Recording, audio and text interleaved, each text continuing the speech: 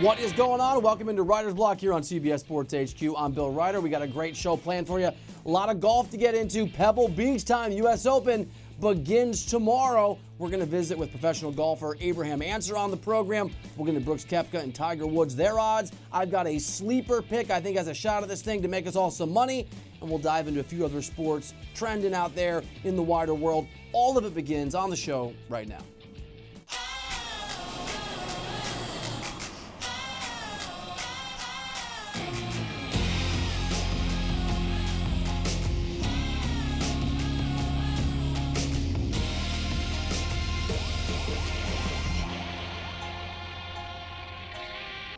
In the majors, I just stay in the moment. At least 80 of them, I'm just going to beat. It's a Koepka coronation. He's got many more years ahead of him where he can do this. It's mind-blowing. 4 of 8. I like the way that sounds. And just try to ride that momentum going into Pebble. Phenomenal. I think that's a good word. All right, the U.S. Open is upon us. Cannot wait to see what happens. As you saw there, a reminder, as if we needed it, of the utter domination in majors that we have witnessed from Brooks Koepka over the last couple of seasons. But a guy named Tiger Woods is out there too. Did not have a great PGA championship, but he won the Masters. He's back at least in contention in the mind's eye of me, of you, of Vegas, of those of us. I'm certainly one of them rooting for Tiger to pass Jack. And this Koepka-Tiger showdown, if that's what it is, and certainly the anticipation of one or both of those guys being great, a huge storyline at Pebble Beach starting tomorrow and over the next, hopefully, 4 days. And we know this, but we visited with Kevin Na about it, professional golfer, on the show a couple weeks ago. There's a different pressure, there's a different vibe, there's a different anxiety, there's a different kind of golf when you're dealing with the weight of a major like the U.S. Open. When you tee it up in a major, everyone is wanting to win, and it's a different vibe. You get on the first tee, the atmosphere, the crowd, and people know what they're playing for. All the players, when they show up to the first tee at the major, it's a different feeling.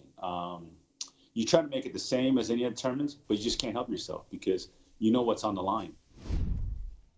While he's not the betting favorite, he is close to it. Brooks Koepka is certainly someone we're all keeping an eye on. And just a reminder, a refresher on what has been a historic run for Koepka in these moments, in these tournaments, in these majors, where there's more than just money and winning on the line, when history is part of what's at stake. 2019 PGA Championship, we know that he won it. Masters finished second to Tiger, under the radar story. Won the 2018 PGA Championship, won the U.S. Open in 2018, won the U.S. Open in 2017. In fact, the notion and idea of Brooks Koepka winning a third consecutive U.S. Open, at least in terms of modern golf, has been, up until this point, an absolute impossibility. The last time that it happened was all the way back in the early part of the 20th century, before computers, when people were still at least riding around on horses. I mean, we're talking about over the last century and more, no golfer, no player has won 3 consecutive U.S. Opens. That level of domination, really hard to do. It's history. And Colin Montgomery, Monty was on the show, and a guy that has a lot of understanding and expectation of what it means to feel that pressure, is not talking down the idea of what Koepka's done. In fact, in visiting with Colin Montgomery, he compared Koepka to the only golfer in this century who's been at a level of greatness that transcends every other name. To win 4 out of the last 8 majors is Tiger-esque, and we haven't seen this since the domination. If he can win at Pebble Beach, which is a very different type of test to the power game, it's a more intricate, more technical game. We will all be taking note, very much so. This will be the start of something very, very special. I also just love the idea that if Koepka wins, he joins a very exclusive club of guys who have won at least 3 U.S. Opens. And if Tiger wins, he puts himself in a tie with Hogan, Jones, Nicklaus, Willie Anderson, Irwin not even Irwin, those first 4 guys for having won 4 U.S. Opens. And Tiger, he understands what this moment is like. He understands this stage. Pebble Beach is basically a home course for him. There's a huge advantage, and you can see over the years when Tiger has played at Pebble Beach, some really incredible things have happened for him. He's put up some huge numbers, and we know this is a guy who has won at this tournament before, not just a Pro-Am, but the U.S. Open itself all the way back in 2000. In fact, Colin Montgomery was a part of that moment, a part of that tour, a part of that experience. And the question becomes, as Tiger chases Jack in an 18th major, can he have that same level of excellence we saw at the Masters? This is going to be a precision game. Power and length and distance are not going to be the advantages that they have in other places, including Bethpage Black a few weeks ago. This is going to be about, can you hit off the tee properly, tee to green, your putting game, your accuracy, your ability to keep the ball in those fairways. And as Tiger has gotten older, he's also gotten, despite all the difficulties and heartaches, he's also gotten smarter. He's a guy who's learned to understand how to play the course the way that it needs to be played. Pebble Beach is a home course for him, and you can see here, Tiger's had a really nice year. It's not just the Masters this year. He's played well. He's had a really, really nice season, finishing 20th, 15th, 10th, 30th, tied for 9th at the Memorial. Those things don't jump out to you, but it tells you that Tiger Woods is playing good golf. At times he's playing great golf, and it puts him in a position to be able to go out there and shock people. I'm probably not going to bet money on Tiger Woods because you're never going to get the value that you should, not anymore. There are so many casual fans who are going to stream into the Vegas or wherever they're at, and they're going to put money on Tiger. But Kevin Na certainly understands what the rest of us do, and that is you can't count out Tiger Woods, and particularly his experience at this golf course. Is 18 in the question? And I think it is. I know he didn't play very well at Bethpage Black, but I think Pebble Beach, obviously he's won there before. I think it's a good golf course for him where he doesn't have to hit too many drivers. He can hit a lot of irons off the tee and keep it in play. And I think he'll contend to the US Open. I'm rooting for Tiger. My heart is with Tiger Woods. I want Tiger Woods to win this tournament. And I gotta be, honestly, if it's not Tiger, Koepka would be cool. But I'm not going to bet on either guy. I don't love the value there. You can see the odds here. I'm not going to bet on Dustin Johnson. I was tempted to put some money down on Jordan Spieth. We've seen runs of domination from him. I think Patrick Cantlay is the guy that I'm actually going to lay some, significant for me, some significant money on. I love Cantlay at 16-1. I think it's a really good number. I just got a vibe and a feeling about him. I think Justin Thomas is interesting, but I'm going to go Cantlay to get the win in terms of the odds. But Brooks Koepka, to me, there's something about him. Again, not going to put money on him, not going to take him over the field. But if you have to pick a single golfer, you got to narrow it to one, the odds be damned and set aside. Koepka has shown what we saw from Tiger back in the day. This, not just resilience in the face of these kinds of moments, but playing at a higher level, going to another place. Not just the run of domination he's had, the actual wins, finishing second at the Masters, and then winning the PGA Championship. Brooks Koepka is playing the best golf on the face of the earth when history is on the line, like Tiger Woods did during his historic runs. I like Koepka as the guy in a vacuum. I like Cantlay with the numbers, and my heart's rooting for Tiger Woods. Whatever happens, starting tomorrow, U.S. Open, teeing off at Pebble Beach, it is going to be thrilling, and there could be some history that is made. And we're going to keep with the golf conversation. Abraham Ancer is a professional golfer on the PGA Tour, had an interesting journey, playing really well this year. We'll visit with him about Pebble Beach, about his career, and about what these moments feel like, especially with Tiger Woods back in the mix. We'll do that when we come back to the show. It's Writer's Block. I'm Bill Reiter, and we'll be right back here on CBS Sports HQ.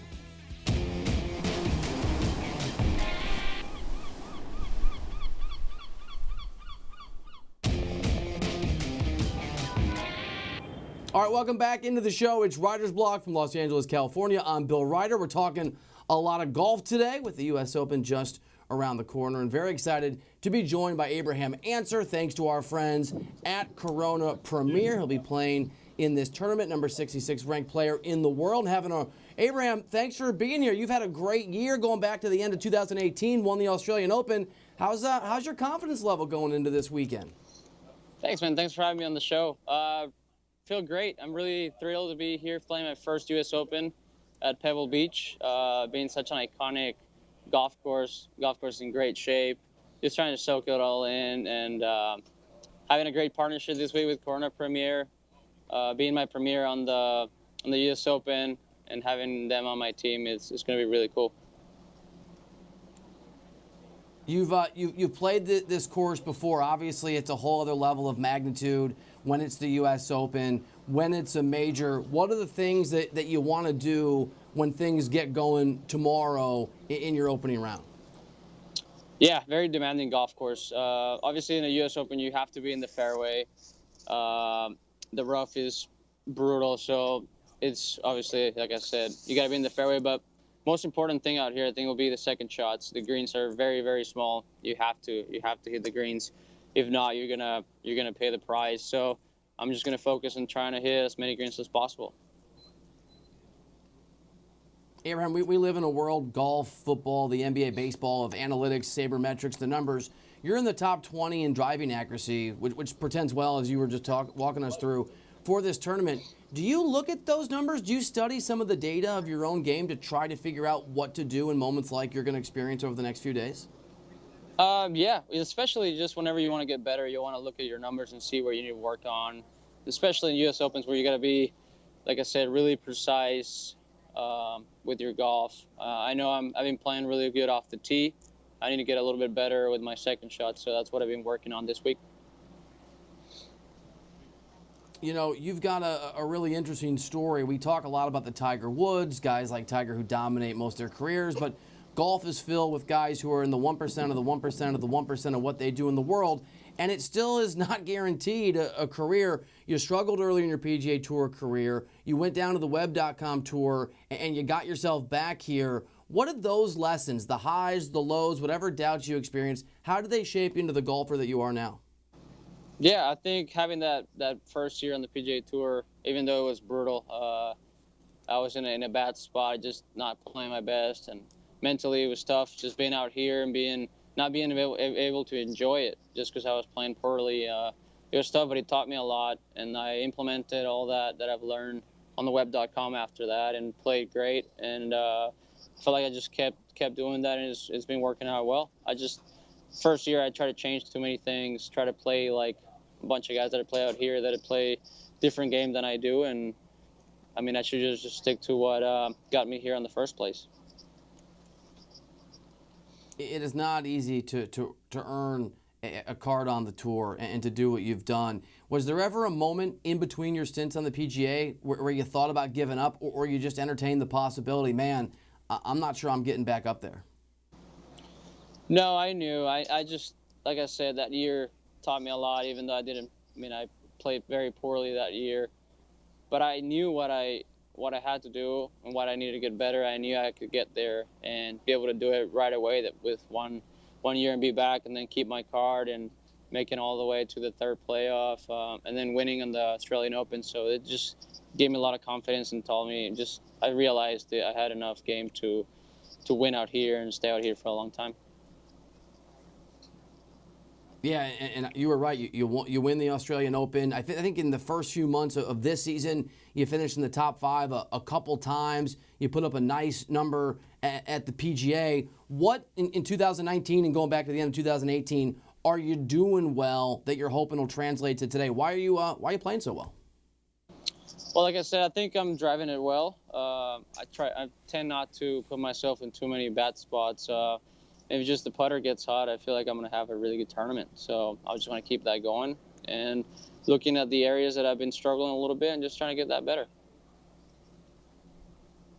We had Kevin Na on the show a few weeks ago, Colin Montgomery last week or the week before, and each of them gave their own perspective on how a major just feels different than a tour, a normal tournament on tour. From your perspective, can you just walk us through, for you, how moments like you're going to experience starting tomorrow, maybe even today as you get ready for it, how it feels different than other golf tournaments that you play over the course of a season and a career? Yeah, I mean, being a major, you always give it a lot more attention. I got here on Sunday, so I got 4 days to prep. Normally I get maybe the tournaments Monday afternoon and maybe practice Tuesday and Wednesday.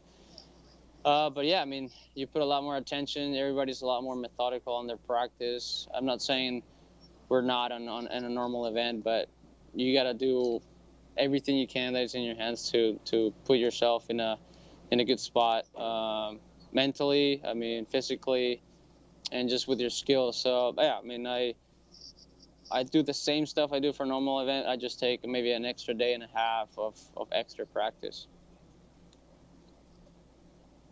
Abraham, for me at least, in my career, the night before I did this show for the first time, when I fill in for a guy like Jim Rohn, whatever sort of career opportunity comes along, I can never sleep the night before those moments. And I've never asked a guy this, but I'm going to ask you, will you lose sleep tonight? Will you get like a solid 10 hours? Are you playing golf on 2 hours sleep tomorrow? What's the night before a major like for you?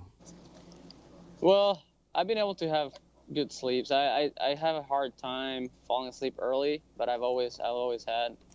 So tomorrow I have a pretty, not super early. I go at 8:30. So I always like to wake up 3 hours before and get to the golf course 2 hours before. But yeah, I mean, if I can fall asleep around 10 at night, I'll be just fine. You played a few years ago on tour without Tiger really being legitimately in contention. Obviously, Tiger won the Masters this year. For all of us as fans, it certainly feels different watching at home. Does it feel different on tour now, knowing that Tiger's competitive, or is that more of a fan media thing from a distance? Yeah, I mean, you can tell the golf course is a lot more people when Tiger's around. I think it's great for golf having him back and winning. Obviously, winning the Masters was huge, not only for his career, but just golf in general. I think it's a lot more fun. It's great for the game, and I think it's awesome having him around. And what do you and the guys make of the run that Brooks Koepka has been on, just particularly in majors, just what felt like domination the last couple of years? Yeah, it's been very impressive. I think he's won 3 out of the last 4, which is extremely impressive. I think his game is obviously really good especially for this type of golf where you have to be just grind it out. U.S. Opens tend to be long and just tough. This week is not very long, but it's definitely the golf course you have to be extremely precise. And I think what's got him there is just his mentality and how he approaches these events. Are you done? Yeah. Now, your father was a big part of your life, obviously, and your golf career, got you into the game. I know he passed away a few years ago, and the story goes that when you were 10, you beat your dad for the first time. I remember beating my dad for the first time in several things, including golf. You shot a 37 on 9 holes as a 10-year-old. Was that the moment when you realized I might be able to do this at a higher level or higher level? Or did that come later in your life, in your career? It probably came later. I mean, that was just I was playing from the up tees, obviously, being 10 years old. But, yeah, it was obviously that got me the little stepstone that I was like, oh, man, this is a lot of fun. I enjoy being competitive in this sport. But, yeah, it was always been little things of, like, achievements that got me to where I'm now. But I think when I was in high school and I was thinking about going to college and all that, that's when I was like, you know what, I want to give it a shot, and I want to do everything in my hands that I can do to get to the PGA Tour. I'm 41 and I'm still trying to shoot a 37 on 9. So at 10 years old, that to me that indicates something great that's going to happen down the line. Before we let you go, tell us please what you're doing with Corona. Yeah, I mean, it's a great partnership. Corona being pride on their Mexican heritage, just like I am, a brand that I've always been a fan from since I was a little kid. Probably the most popular beer in the world. Having them on my team is going to be a lot of fun, and I can't wait to get back to my house with my fridge fully stocked with beer. All right, I'll be on the couch the next few this weekend, rooting for you, hoping that you're there. I'll toast a Corona in your honor. Abraham Ancer, very cool of you to make time. Thank you. Congrats on your success, and good luck this coming next few days. Thanks so much, and thanks for having me on your show. You betcha. Abraham Ancer on the show. I love professional golfers. I mean, These guys are so talented, and they still have to grind. The line between being on the tour and not being on the tour is so thin. This guy got back and has played really, really well. And if you're feeling a little writer's block love, 300-1, you can make a little money. I'm going to put some money down on Abraham. Why not? We got more to get into. We got a myriad of sports we're going to hit on the show today. As you probably heard, the U.S. women's national team utterly dominated Thailand yesterday. We'll go inside the numbers and explain why that level of humiliation is not the U.S.'s fault when we come back to the program. Writer's Block from Los Angeles, California on CBS Sports HQ. Back here in just a minute.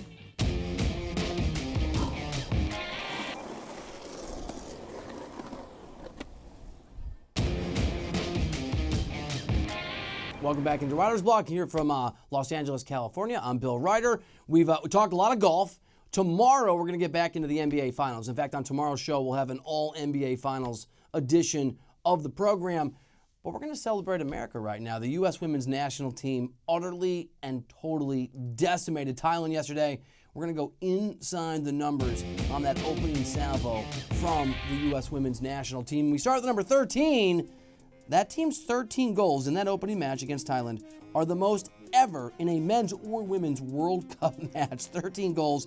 It's also the largest margin of victory ever in a World Cup match at 13-0. Next up is the number 10. The U.S. had a comfortable 3 goals heading into the second half. 3-0, nice lead. And then turned up the heat, scoring 10 goals in the final 45 minutes of the match. That is the most goals in any half in World Cup history. How about the number 5 for Alex Morgan, who we've had on the show? Alex Morgan, friend of the show, tied the record for most goals by a player, again, in a men's or women's World Cup, scoring 5 of the team's 13 goals. Next up on inside the numbers, number 12, the U.S. women's national team scored more goals in one game with 13 than the U.S. men's national team's 12 goals scored in their last 3 World Cups combined. That is an incredible number. How about 6? There were just 6 minutes between goals 4 and 7 on Tuesday. That is the fastest 4 goals scored in succession in women's World Cup history. And finally, the number 4, of the U.S.'s 13 goals, 4 were women's World Cup debut goals by Lindsey Horan, Rose Lavelle, Sam Mewis, and Mal Pugh. It was a day to celebrate for all of America and American soccer fans. And let me say this too. To my colleagues out there and to some friends who made the case that the women should have pulled back. This is not tiddlywinks. You're not playing for fun. There is no mercy rule. In fact, there is a tiebreaker to move on from this round to the knockout stage, from the round robin to the knockout stage. And that tiebreaker, if necessary, is goal differential. Win 101-0 if you can. Get it done. Instill fear in the hearts and minds of the opponents that you're going to face down the line. Create this aura of utter invincibility. Don't go easy on anybody. The notion that USA should have pulled back, for me, is ridiculous. Good job, Alex Morgan. Good job, U.S. women's national team. That historic dominance is a sign of things to come, and I'm glad that you did not take your foot off of Thailand when you had them down. Good job. I love everything about it. We're talking NBA Finals the entire show tomorrow, getting you ready for that Game 6. Thank you for hanging out. Appreciate you. Thank you to Abraham Ancer for his time here on the show, talking to us a little bit about Pebble Beach and that golf course and that golf tournament. We're back tomorrow, 5 Eastern, 2 Pacific on Writer's Block. My name is Bill Reiter. Until then, the folks down in Fort Lauderdale, Florida, are going to take over for the next 30 minutes. And then Sportsline from Stamford, Connecticut has you covered on your gambling needs. We'll see you tomorrow. Thanks for hanging out.